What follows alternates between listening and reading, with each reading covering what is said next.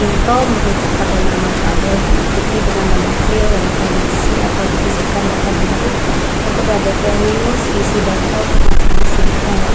SQL ini ada berita info ya. Nah ini akan bisa juga sebagai bisa mengambil data yang mana yang paling SQL yang mana yang kita bisa dapatkan gitu ya, misalnya nama tabel mana maupun nama data sendiri di dalam misalnya. Nah so ini saya selalu menggunakan untuk bisa untuk bentuknya ya data SQL, kemudian yang lainnya itu menyesuaikan. Jadi kalau misalnya nama tabel nama field huruf kecil biasanya saya gunakan huruf kecil ya, atau ini misalnya ada sampai kecil itu ya sesuai dengan yang kita buat ya. Jadi insert info ini saja, lalu ada nama tabel dengan diikuti dengan nama tabel, kemudian diikuti dengan fieldnya ini ada name, nama sama body di sini ya. Lalu masukkan saya membuat warna yang sama gitu karena sesuai dengan bentuk ini ya. Nah nanti perlu menyebutkan nama tabel, nanti kita perlu yang form itu ya. Jadi insert info. Nah ini juga dilihat di materi sebelumnya ya, kenapa kita kasih nama form underscore info ya.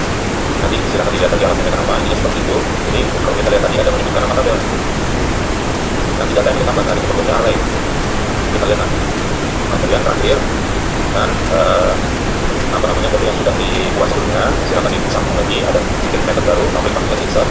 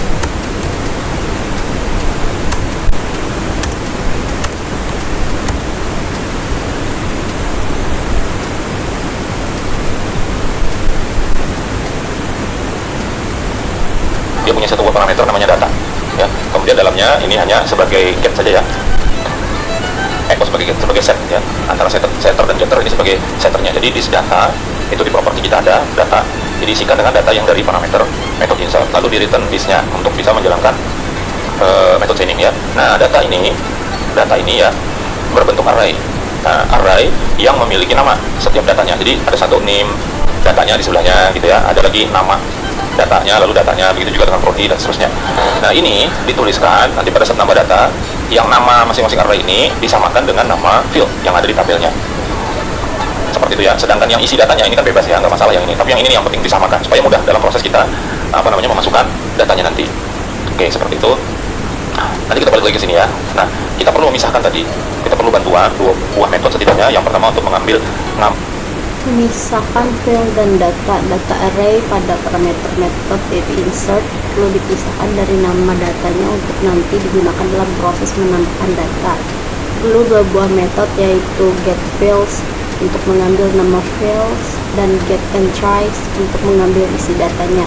Kedua metode ini nanti dipanggil metode yaitu create sebagai bagian dari eksekusi akhir method chaining penambah data.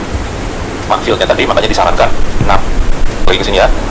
Ini nama field, yang ini nama field ya. Yang ini data entry. Jadi ini adalah datanya. Jadi dipisah tuh, ambil yang ininya sama ambil yang ininya. Dilakukan oleh dua metode yang berbeda yaitu getFields dan entries seperti itu ya. Nah, nanti dipanggil oleh metode yang terakhir ya, yang mengeksekusi yaitu method create sebagai penutup dari method chainingnya. Nah, kita bahas lagi. Silahkan diketik lagi, disambung aja lagi di bawah yang tadi ya. Di bawah yang ini metode insert ini ya. Kita sampai sini ya. Nah, di bawah ini disambung lagi dengan yang pertama adalah metode bantuan itu getFields. Nah,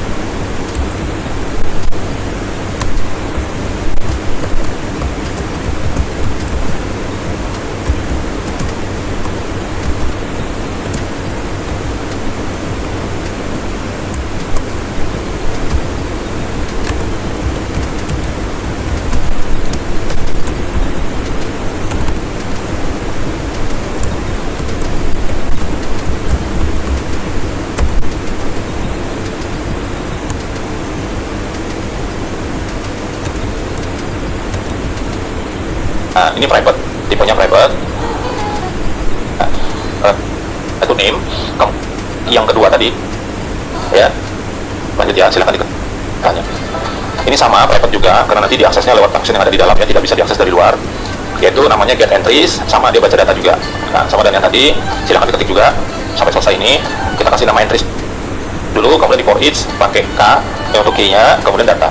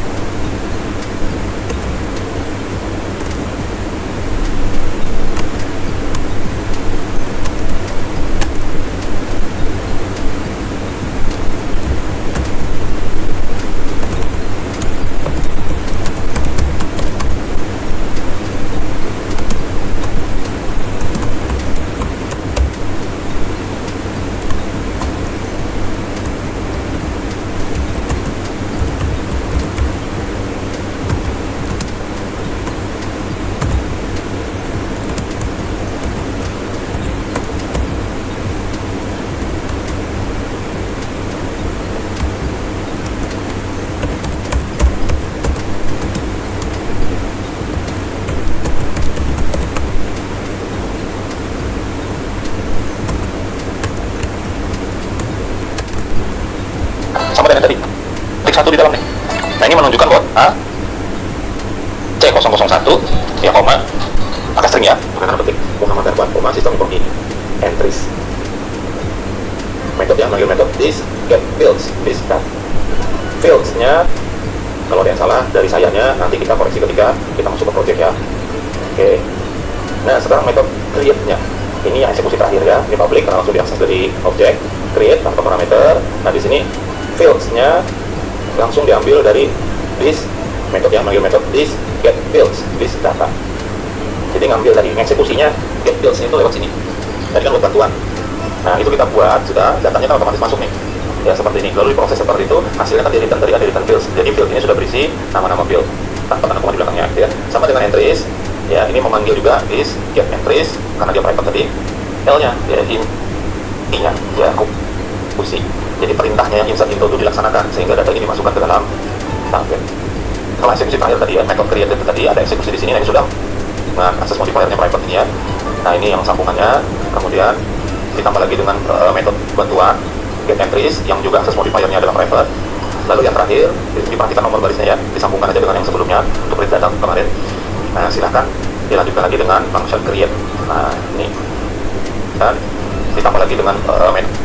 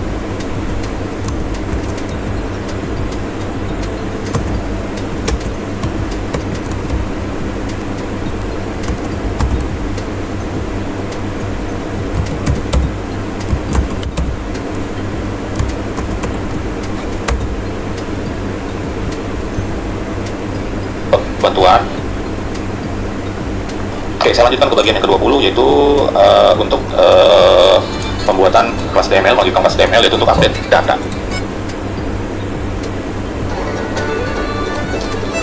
Ya, kita lanjutkan bagian yang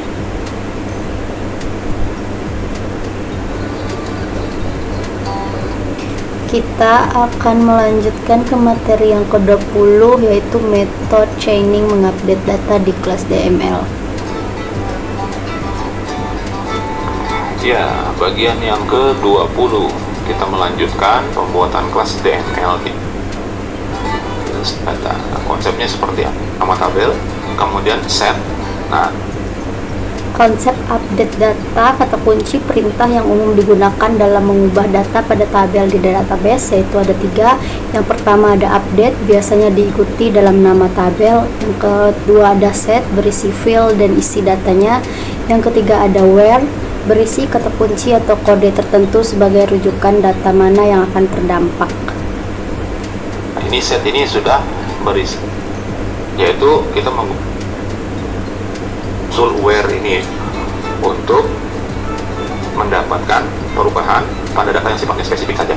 Seperti itu, contohnya adalah seperti ini ada update perintah idealnya, name-nya, tanda petik name gitu ya, kemudian ada tanda isian datanya apa gitu. Nah, itu harus kita ganti dengan tanda sama dengan sesuai dengan yang di sini tadi.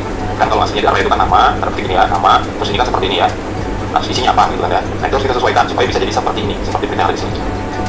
Nah, kita siasati bisa dengan cara yang berbeda, tapi nanti hasilnya juga tetap sama ya. Jadi kita pakai metode awalnya update data, nanti kita sebutkan datanya apa, terus data di tabel apa, sebutkan di sini ya, lalu terakhir set. Nah, ini sebagai eksekusi terakhirnya ya, function update data dulu data gitu ya. Nah, ini sebagai setter saja, jadi ada data dalam bentuk array, nanti disimpan ke dalam variabel properti data yang dimiliki oleh kelas DML ini, lalu di return data itu untuk mengaktifkan metode chainingnya juga ya.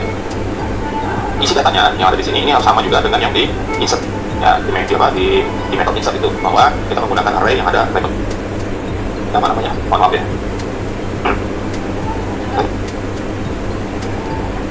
di data yang dimiliki. Nah, ini sebagai ada 2 yang harus diisi, nanti disimpan ke dalam variabel properti data yang dimiliki akan array yang ada ya. Nah, ini kita kasih nama namanya, mohon maaf ya. Lalu kita perlu string dimulai dari bed dengan sistem informasi, yaitu name sama dengan data name, baru diikuti dengan set. Jadi karena dia diisi di dalam where itu, lalu terakhir adalah eksekusinya. Perintah jadinya ada di sini, lalu di prepare, di persik yang untuk update datanya. Di sini ada masukkan data ya.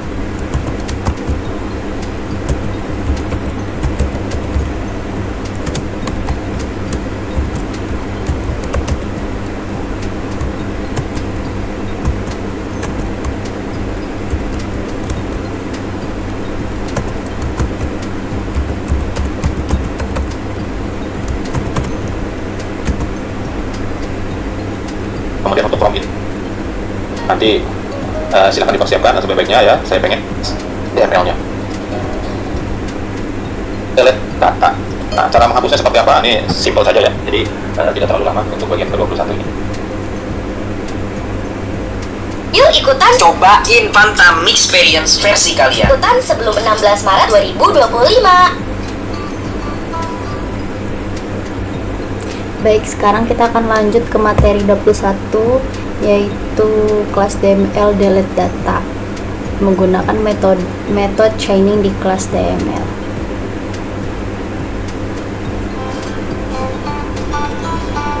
Delete data. Ya, kita lanjutkan kelas DML kita. Perintahnya Konsep delete data, kata kunci perintah yang umum digunakan dalam menghapus data pada tabel di database, yaitu ada delete from, nama tabel, lalu ada where, berisi kata kunci atau kode tertentu sebagai rujukan data mana yang akan dihapus. adalah delete from, kemudian nama tabel. Lalu diikuti dengan where sebagai yang ada di dalam siswa itu akan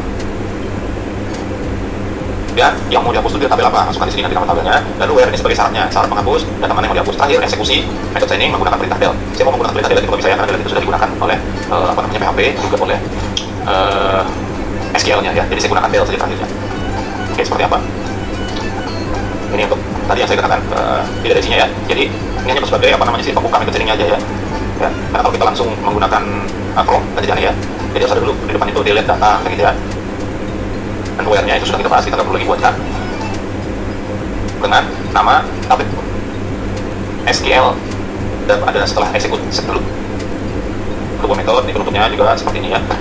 Oke, jadi menyisipkan selama ini kita bahas metode-metode itu hanya seperti itu, dan ini kodenya untuk dua metode tersebut, delete data dan del.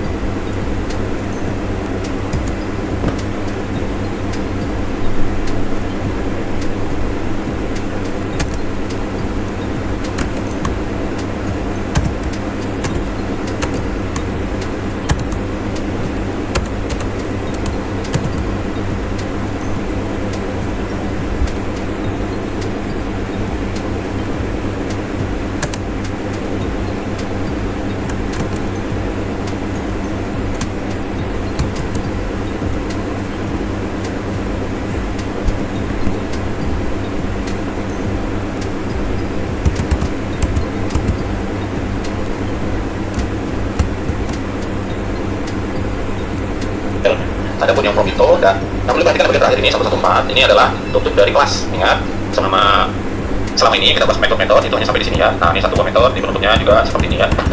Oke, jadi menyisipkan harus tahu di mana kode-kode yang saya sampaikan di sini ya.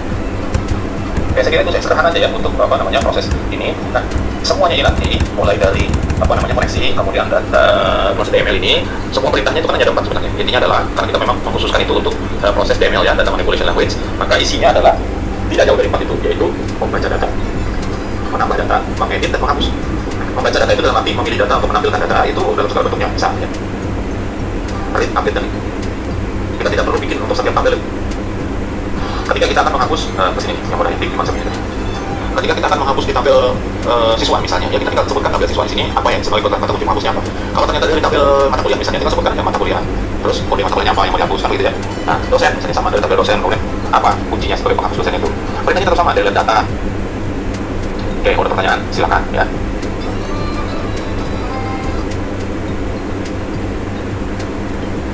Baik, mungkin itu saja praktek untuk tugas 4 kali ini, yaitu dari materi 19, 20, dan 21. Maaf jika ada kesalahan. Sekian dan terima kasih.